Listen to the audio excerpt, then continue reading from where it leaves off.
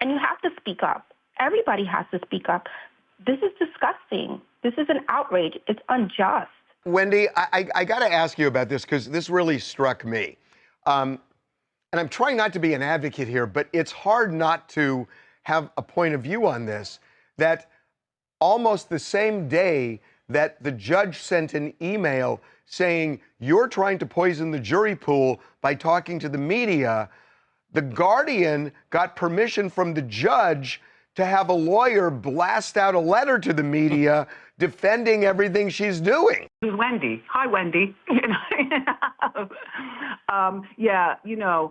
Charles, it's a really nice life for me.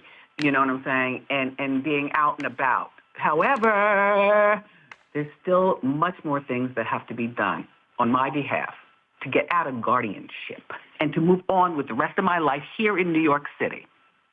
So my understanding, Wendy, if you can talk about this, is that you want to get a particular lawyer to help you get out of this guardianship, to have a jury trial, but it's somebody who is not on the judge's list of who she wants, and the judge has, we're privy to this email where the judge has said, we're not going to give you that lawyer because not on my list. So I would think that does not please you. Gina, can you do some talking? I mean, it seems as if Wendy doesn't have the freedom of choice to pick her own attorney, only because the judge continues to insist, or the court, Sabrina, say that Wendy doesn't have any capacity. So I to pick my own attorney. In the meantime, I've got a little list myself of people that I would love to work with me.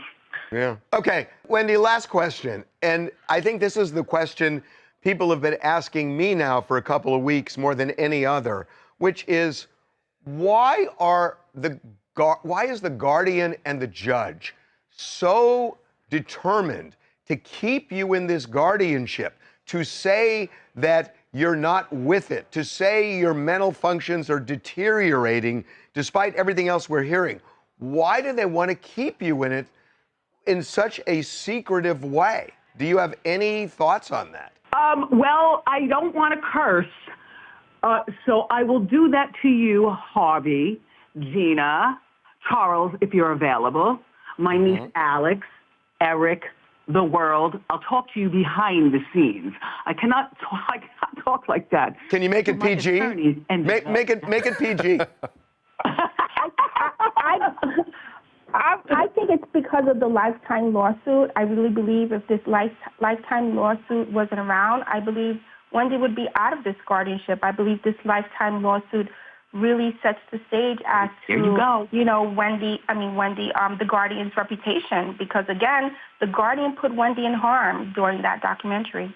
There you go. And not only that, but I've already heard from people at Lifetime, and I would love to be with them as they would love to be with me. So you don't blame Lifetime for it. You blame the Guardian for not being there and protecting you.